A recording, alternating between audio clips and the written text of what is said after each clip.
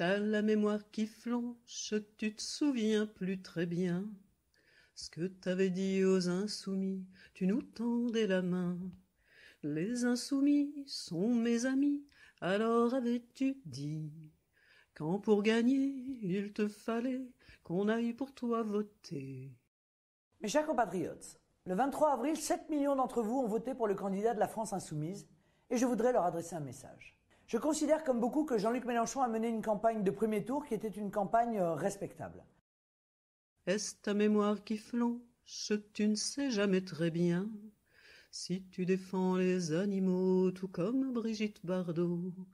Mais les chasseurs et les éleveurs sont aussi électeurs. Alors pour toi, aucun souci, tu les traites en amis. J'aimerais devant vous tout de même vous dire quelques mots sur la chasse. Qui connaît mieux la faune et la flore? Qui est plus respectueux d'ailleurs de celle-ci? Qui est plus attaché à la préservation des espèces et à leur nécessaire régulation? Il est temps, je le crois, de ne plus considérer les chasseurs comme des barbares. Que les choses soient très claires, j'ai visité moi des dizaines de fermes et j'ai rarement vu autant d'amour que celui que les éleveurs expriment à l'égard des animaux qu'ils élèvent. Mais si ta mémoire flanche, beaucoup remarquent bien qu'à chaque fois ton discours change selon d'où le vent vient.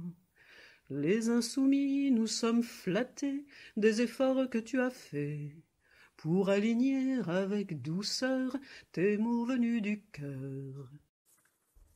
Les insoumis ne sont pas une opposition, c'est un groupe d'agités. L'extrême gauche, dominée par les islamo-trotskistes de la France insoumise. Un salmigondi de contestataires qui puisent leur inspiration dans les pires dictatures cubaines hier et maintenant vénézuéliennes. Voilà. Alors, quand vous avez entendu ça, qu'est-ce que vous avez pensé? Ça m'a fait éclater de rire. Écoutez, c'est trop drôle. Le reste, on connaît, elle fait le même discours depuis 2 ans, vous la prenez à l'endroit, à l'envers, le texte est le même.